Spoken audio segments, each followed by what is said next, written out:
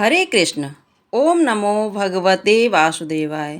श्री कृष्ण गोविंदे हरे मुरारी, हे नाथ नारायण वासुदेवा। प्रिय भक्तजनों, आप सभी को श्री कृष्ण जन्माष्टमी की हार्दिक शुभकामनाएं। आज हम उस दिव्य क्षण का स्मरण करने जा रहे हैं जिसने संपूर्ण सृष्टि को आनंद और भक्ति से भर दिया। भाद्रपद मास के कृष्ण पक्ष की अष्टमी तिथि, रोहिणी नक्षत्र का पावन योग और मथुरा के कारागार में अंधकार के बीच प्रकट हुआ एक नन्हा सा तेजस्वी बालक भगवान श्री कृष्ण, जो केवल यशोदानंद के लाल ही नहीं बल्कि समस्त जगत के पालनहार, धर्म के रक्षक और प्रेम के स्वरूप हैं। आज की कथा हम जानेंगे कि अधर्म का अंत और धर्म की पुनर्स्थापना के लिए स्वयं भगवान विष्णु ने 8वें अवतार के रूप में जन्म लिया। कैसे माता देवकी और वसुदेव ने अपने जीवन को दांव पर लगाकर इस दिव्य बालक को सुरक्षित गोकुल धाम पहुंचाया और कैसे उनकी नन्ही सी मुस्कान ने संपूर्ण ब्रजभूमि को भक्ति के रंग में रंग दिया। तो आइए इस पावन जन्मोत्सव की कथा का श्रवण प्रारंभ करने से पहले हम सभी अपने मन, वचन और कर्म को शुद्ध करें और माता देवकी, पिता वसुदेव और वल्ल श्री कृष्ण के चरणों में अपना प्रेम और आस्था, अपनी श्रद्धा समर्पित करें। कर कमलों में कमल समान तेज लिए, मुखमंडल पर मातृत्व की दिव्य आभा, श्वेत वस्त्रों से सुशोभित कारागार की दीवारों में भी आशा की किरण बन गई। जो पुत्र जन्म की वेदना में ही भगवान के दर्शन का सौभाग्य प्राप्त कर पा रही है, ऐसी माँ देवकी को हम सभी का सत सत प्रणाम। धैर्य और साहस के प्रतिमान, सत्य के पथ पर अडिग, जिनके चरणों में धर्म की दृढ़ता और कर कमलों में शिशु कृष्ण की कोमलता, जो जीवन को दांव पर लगाकर प्रभु श्री कृष्ण को गोकुल पहुंचाने चले, ऐसे पिता वसुदेव को हम सभी का कोटि कोटि नमन।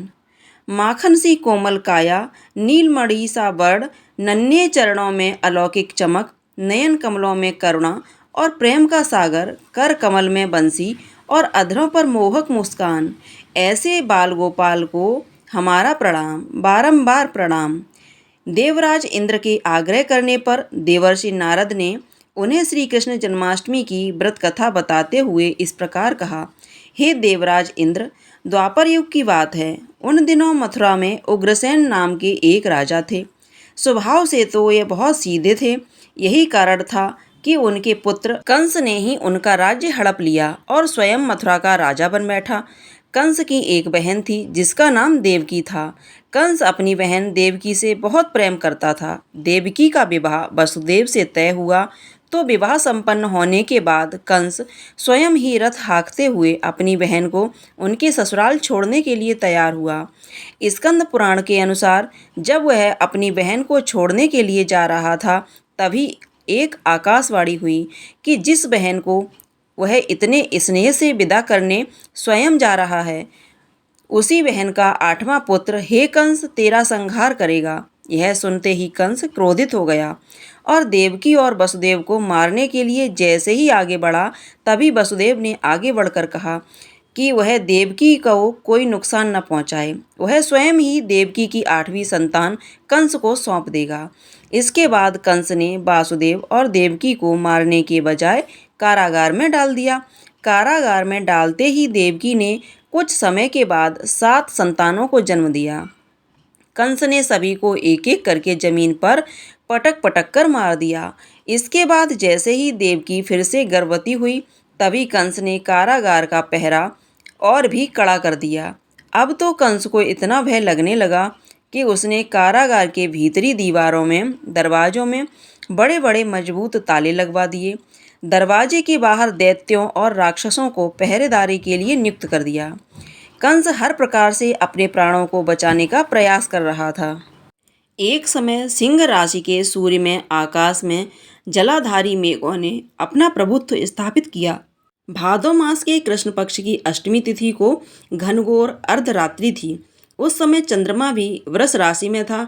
रोहिणी नक्षत्र बुधवार के दिन सौभाग्य योग से संयुक्त चंद्रमा की आधी रात में उदय होने पर आधी रात के उत्तर एक घड़ी जब हो जाए, तब श्रुति स्मृति पुरुषोत्त फल निसंदेह प्राप्त होगा। इस प्रकार बताते हुए देवर्षि नारद ने देवराज इंद्र से कहा। ऐसे विजय नामक शुभ मुहूर्त में श्री कृष्ण का जन्म हुआ और श्री कृष्ण के प्रभाव से उसी क्षण कारागार के दरवाजे स्वयं खुलते चले गए। द्वार पर पहरा देने वाले पहरेदार राक्षस सभी मूर्छित हो गए। देवकी ने उसी क्षण अपने पति वसुदेव से कहा, हे स्वामी, आप निंद्रा का त्याग कीजिए और मेरे इस 8वें पुत्र को गोकुल में ले जाइए। वहाँ इस पुत्र को नंदगोप की धर्मपत्नी यशोदा को दे दीजिए। उस समय यमुना जी अपने पूरे उफान पर थी। यमुना जी में भीषण बाढ़ आई हुई थी, किंतु जब वसुदेव जी बाल कृष्ण को एक सूप में लेकर यमुना जी को पार करने के लिए यमुना जी में उतरे, तो उसी क्षण कान्हा जी के चरणों का स्पर्श होते ही यमुना जी अपने पूर्व स्थिर रूप में आ गईं। किसी प्रकार वसुदेव जी गोकुल पहुँचे और नंद बाबा के घर में प्रवेश करके उन्होंने अपना पुत्र तत्काल उन्हें दे दिया। उस समय यशोदा मैया गहरी नींद में थीं, तो उन्होंने नवजात कन्या को उनके पास से उठाया और अपना पुत्र नवजात कन्या की जगह पर रख दिया और वापस मथुरा में लौट आए। प्रातःकाल होने पर जब सभी राक्षस पहरेदार निंद्रा से जागे, तो कंस ने द्वारपालों से पूछा कि अब देवकी के गर्भ से क्या हुआ? इस बात का पता लगाकर मुझे बताओ।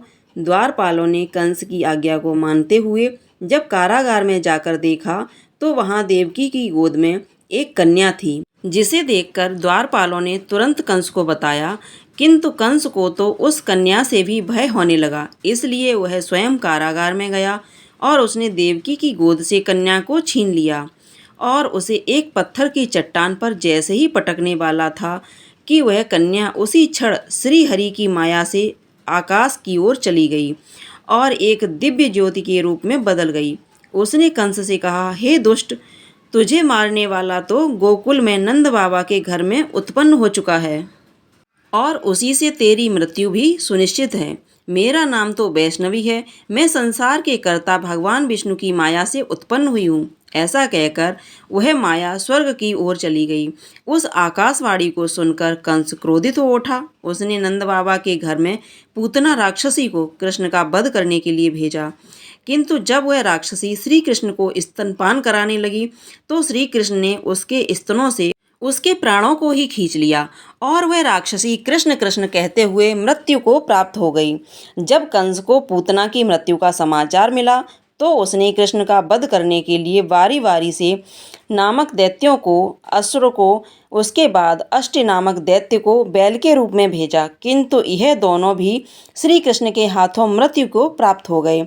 इसके बाद कंस ने काल्याख नामक दैत्य को कौवे के रूप में भेजा, किंतु वह भी श्री कृष्ण के हाथों मारा गया। अपने बलवान राक्षसों की मृत्यु से आघात से कंस अत्यधिक भयभीत हो गया। उसने द्वारपालों की आज्ञा दी कि नंद बाबा को तत्काल मेरे सामने उपस्थित किया जाए। द्वारपाल नंद बाबा को लेकर जब उपस्थित हुए, तो कंस ने नंद बाबा से कहा कि अगर तुम्हें अपने प्राणों को बचाना है तो परिजात के पुष्प लेकर आओ। अगर तुम नहीं ला पाए तो तुम्हारा वध निश्चित है। कंस की बात को सुनकर नंद जी ने ऐसा ही होगा कहा और अपने घर की ओर चले गए। घर आकर उन्होंने सारा वृत्तांत अपनी पत्नी यशोदा जी को सुनाया, जिसे श्री कृष्ण भी सुन रहे थे। एक दिन श्री कृष्ण अपने मित्रों के साथ यमुना नदी के किनारे गेंद खेल रहे थे। अचानक स्वयं ने ही गेंद को यमुना जी की नदी में फेंक दिया। यमुना में गेंद फेंकने का मुख्य उद्देश्य यही था कि वे किसी भी प्रकार परिजात पुष्पों को तोड़कर लाएं, इसलिए वे एक कदम्ब के वृक्ष पर चढ़कर यमुना जी में कूद पड़े। कान्हा जी के यमुना में कूदने का समाचार श्रीधर नामक गोपाल ने जाकर भागते हुए यशोदा मैया को सुनाया, जिसे सुनकर यशोदा मैया नंगे पांव ही दौड़ी दौड़ी चली आई और यमुना नदी के किनारे आ पहुंची। उन्होंने यमुना जी से प्रार्थना करते हुए कहा, हे यमुना मैया, अगर मैं अपने बालक को देखूंगी तो भाद्रपद के रोहिणी युक्त अष्टमी का व्रत अवश्य करूंगी, क्योंकि दया, दान, सज्जन प्राणी, ब्राह्मण कुल में जन्म, रोहिणी युक्त अष्टमी, गंगाजल एकादशी, गया श्राद्ध और रोहिणी व्रत, यह सभी अत्यंत दुर्लभ व्रत हैं।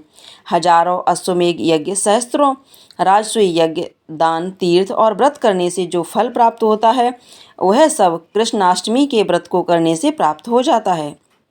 यहाँ तक का वृत्तांत जानने के बाद देवराज इंद्र ने देवर्षि नारद से कहा, हे मुनियों, मैं श्रेष्ठ देवर्षि नारद यमुना नदी में कूदने के बाद उस बाल रूपी कृष्ण ने पाताल में जाकर फिर क्या किया, वह संपूर्ण वृत्तांत भी बताइए। तो नारद जी कहने लगे, नारायण नारायण, हे इंद्र, पाताल में उस बालक से नागराज की पत्नी ने कहा कि तुम यहाँ क्या कर रहे हो, कहाँ से आए हो और यहाँ आने का क्या प्रयोजन है। अगर तुम्हें कुछ चाहिए तो यह कंगन, मुकुट और मणियों का हार लेकर अपने घर वापस चले जाओ, क्योंकि इस समय मेरे स्वामी शयन कर रहे हैं। अगर वे उठ गए फिर तुम्हें डस लेंगे। नाग पत्नी की बातें सुनकर श्री कृष्ण कहने लगे, हे कांते, मैं किस प्रयोजन से यहाँ आया हूँ, यह वृत्तांत भी मैं तुम्हें सुनाता हूँ। समझ लो, मैं कालिया नाग के मस्तक को कंस के साथ दंत में हार चुका हूँ और वही लेने में यहाँ आया हूँ। बालक कृष्ण की इस बात को सुनकर नाग पत्नी अत्यंत क्रोधित हो उठी और अपने सोए हुए पति को उठाते हुए कहने लगी, हे स्वामी, आपके घर यह शत्रु आया है, इसलिए आप इसका हनन कीजिए। अपनी स्वामिनी की बात सुनकर कालिया नाग अपनी निंद्रा को त्याग कर जाग पड़ा और बाला कृष्ण से युद्ध करने लगा। कुछ देर तक युद्ध करने के बाद श्री कृष्ण ने कालिया नाग को इस युद्ध में पराजित कर दिया। अब कालिया नाग ने भी भली भांति जान लिया कि मैं जिनसे युद्ध कर रहा हूँ वो साक्षात भगवान श्री हरि के अवतार श्री कृष्ण ही हैं।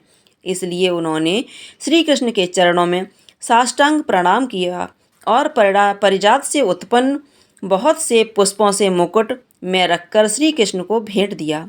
जब श्री कृष्ण चलने को तैयार हुए तो कालिया नाग की पत्नी कहने लगी, हे स्वामी, मैं कृष्ण को नहीं जान पाई। हे जनार्दन, मंत्र रहित, क्रिया रहित, भक्ति भाव रहित मेरी रक्षा कीजिए। हे प्रभु, मेरे स्वामी, मुझे वापस दे दीजिए। तब श्री कृष्ण कहने लगे, हे सर्पिणी, दैत्यों में से जो सबसे बलवान है उस कंस के सामने मैं तेरे पति को ले जाकर छोड़ दूंगा, नहीं तो तुम अपने घर को चले जाओ। तब श्री कृष्ण कालिया नाग के फन पर नृत्य करते हुए यमुना जी के ऊपर आ गए। फिर कालिया की फंकार से तीनों लोग कंपायमान हो गए। अब कृष्ण कंस की मथुरा नगरी को चल दिए। वहाँ कमल पुष्पों को देखकर यमुना जी के मध्य जलाशय में वह कालिया सर्प भी चला गया। इधर कंस भी हैरान हो गया और श्री कृष्ण प्रसन्न होकर गोकुल वापस लौट आए। उनके गोकुल वापस लौटकर आने पर उनकी मैया यशोदा ने तरह तरह के उत्सव किए। अब देवराज इंद्र ने देवर्षि नारद से फिर पूछा, हे महामुनि, संसार के प्राणी बालक श्री कृष्ण के आने पर अत्यधिक आनंदित हुए। आखिर श्री कृष्ण ने क्या क्या चरित्र किया, क्या क्या लीलाएं दिखाईं, वह सभी आप मुझे बताने की कृपा कीजिए। तब देवर्षि नारद ने देवराज इंद्र से कहा, हे देवराज, मन को हरने वाला मथुरा नगर यमुना नदी के दक्षिण भाग में स्थित है। वहाँ कंस का महाबलशाली भाई चारूर रहता था। वह चारूर से श्री कृष्ण के मल्ल युद्ध की घोषणा की गई। हे इंद्र, श्री कृष्ण और चारूर का मूल्य युद्ध अत्यंत आश्चर्यजनक था। चारूर की अपेक्षा बाल रूप कृष्ण में थे। भौरी, शंख और मृदंग के शब्दों के साथ कंस और केसी के इस युद्ध को मथुरा के जनसभा के बीच में देख रहे थे। श्री कृष्ण ने अपने पैरों को चारूर के गले में फंसाकर उसका भी वध कर दिया। चारूर की मृत्यु के बाद उसका मल्ल युद्ध केसी के साथ हुआ। अंत में केसी भी इस युद्ध में कृष्ण के द्वारा मारा गया। केसी की मृत्यु के बाद मल्ल युद्ध देख रहे सभी प्राणी श्री कृष्ण की जय जयकार करने लगे। बाल कृष्ण द्वारा चारूर और केसी का वध होना अब तो कंस के लिए अत्यंत हृदय विदारक हो गया। इसलिए उसने सैनिकों को बुलाकर उन्हें आज्ञा दी कि तुम सभी अस्त्र शस्त्रों से सुसज्जित होकर कृष्ण से अभी युद्ध करो। हे इंद्र, उसी क्षण श्री कृष्ण ने गरुड़, बलराम तथा सुदर्शन चक्र का ध्यान किया, जिसके परिणाम स्वरूप बलदेव जी सुदर्शन चक्र लेकर गरुड़ पर आरूढ़ होकर आ गए। उन्हें आता देख बालक श्री कृष्ण ने सुदर्शन चक्र को उनसे लेकर स्वयं ही गरुड़ की पीठ पर बैठकर न जाने कितने ही राक्षसों और दैत्यों का वध कर डाला। कितनों के शरीर अंग भंग कर दिए। इस युद्ध में श्री कृष्ण और बलदेव ने असंख्य दैत्यों का वध भी किया। बलराम जी ने अपने आयुष, शस्त्र, हल से और श्री कृष्ण ने सुदर्शन चक्र से माघ मास के शुक्ल पक्ष की सप्तमी को विशाल दैत्यों के समूह का सर्वनाश कर डाला। जब अंत में केवल दुराचारी कंस ही बचा रह गया तो श्री कृष्ण कहने लगे, हे दुष्ट अधर्मी दुराचारी, अब मैं इस महायुद्ध स्थल पर तुझसे युद्ध कर तेरा वध कर इस संसार को तुझसे मुक्त कराऊंगा। ऐसा कहते हुए श्री कृष्ण ने उसके बालों को पकड़ लिया और कंस को घुमाकर पृथ्वी पर पटक दिया, जिससे इसकी मृत्यु हो गई। कंस के मरने पर देवताओं ने आकाश से पुष्प वर्षा की। प्रिय भक्तजनों, आज हमने उस दिव्य रात्रि की कथा सुनी जब कारागार के अंधकार में भी आशा और भक्ति का दीप प्रज्वलित था। माता देवकी के हृदय की वेदना, पिता वसुदेव का अद्भुत साहस और बाल गोपाल का मोहक अवतरण, यह सब हमें यह सिखाते हैं कि जब जीवन में संकट आए तो विश्वास, धैर्य और ईश्वर भक्ति ही हमें पार लगाती है। श्री कृष्ण का जन्म केवल मथुरा में ही नहीं हुआ था, बल्कि हर उस हृदय में हुआ जो प्रेम, सत्य और करुणा से भरा हुआ है। आज भी जब हम उनका स्मरण करते हैं, राधे कृष्ण राधे कृष्ण राधे कृष्ण राधे राधे, तो हमारे भीतर की नकारात्मकता नष्ट होती है और जीवन में आनंद का संचार होता है। इस पावन अष्टमी पर लड्डू गोपाल के चरणों में हम यही प्रार्थना करें कि हमारे जीवन में सदैव धैर्य का प्रकाश, प्रेम का प्रवाह और भक्ति का अमृत बना रहे। सभी के घर आंगन में सुख, शांति और समृद्धि का वास हो और श्री कृष्ण की बंसी की मधुर धुन आपके जीवन को आनंदमय बनाती रहे। अब आज की कथा का समापन हम करते हैं श्री कृष्ण चालीसा पाठ के साथ ही। आप सब भी श्री कृष्ण चालीसा का आनंद उठाइए। बंसी शोभित कर मधुर नील जलद तन श्याम, अरुण अधर जनु विलंब फल नयन कमल अभिराम। पूर्ण इंद अरविंद मुख पीतांबर शुभ साज, जय मनमोहन मदन छवि कृष्ण चंद्र महाराज। जय यदुनंदन जय जगवंदन, जय वसुदेव देवकी नंदन, जय यशोदा सुत नंद दुलारे, जय प्रभु भक्तन के कृगतारे। जय नटनागर नांग नथैया, कृष्ण कन्हैया धेनु चरैया। पुनि नख पर प्रभु गिरिवर धारो, आओ दीनन कष्ट निवारो। बंसी मधुर अधर धर तेरी, होवे पूर्ण मनोरथ मेरी। आओ हरि पूर्ण माखन चाख्यो, आज लाज भारत की राख्यो। गोल कपोल चबुक अरुड़ारे, मृदु मुस्कान मोहिनी डारे। रंजित राजीव नयन विशाला, मोर मुकुट बैजंती माला। कुंडल श्रावण पीत अटे, कटि कटि कड़िका छन। जलज सुंदर तन सोहे छविलख सुर, सुर नर मुनि मन मोहे। मस्तक तिलक अलक घुंघराले, आओ कृष्ण बांसुरी वाले। कर पै पान पूत नहीं तार्यो, अका बका कागा सुर मार्यो। मधुवन जलत अग्नि जब ज्वाला, भय शीतल लख तहि नंद लाला। सुरपति जब ब्रज चढ़ो रसाई, मसूरधार वारिस करवाई। लगत लगत ब्रज चहन बचायो, गोवर्धन नख धारे बचायो। लख यदा मन भ्रम अधिकाई, मुख मह 14 भुवन दिखाई। दुष्ट कंस अति उधम मचायो, कोटि कमल जब फूल मंगायो। नाथी काल यही तब तुम लीने, चरण दिन दय निर्भय कीने। करि गोपियन संग रास बिलासा, सबकी पूरण करि अभिलाषा। केतिक महा असुर संग हायो, कंस केस पकड़ दे मार्यो। मात पिता की बंदी छुड़ाई, उग्रसेन कह राज दिलाई। महते मृतक 6 सुत लायो, मातु देव की शोक मिटायो। भौमासुर मुर दैत्य संहार्यो, लाए सटदत सहस्य को मार्यो। ते बिन नृच चीर संहारा, सिंधु राक्षस कह मारा। असुर बकासुर आदिक्य मार्यो, भक्तन के तब कष्ट निवार्यो। दीन सुदामा के दुख टार्यो, तंदुल 3 मुख मुख डार्यो। प्रेम के साग विदुर घर मांगे, दुर्योधन की मेवा त्यागे। लख प्रेम की महिमा भारी, ऐसे श्याम दीन हितकारी। भारत के पारथ रथ हाके, चलिए चक्र कर नहीं बलता के। निज गीता के ज्ञान सुनाए, भक्तन हृदय बरस सुध पाए। मीरा थी ऐसी मत वाली, बिस पी गई बजा कर ताली। राणा भेजा सांप पिटारा, शालिग्राम बने बनवारी।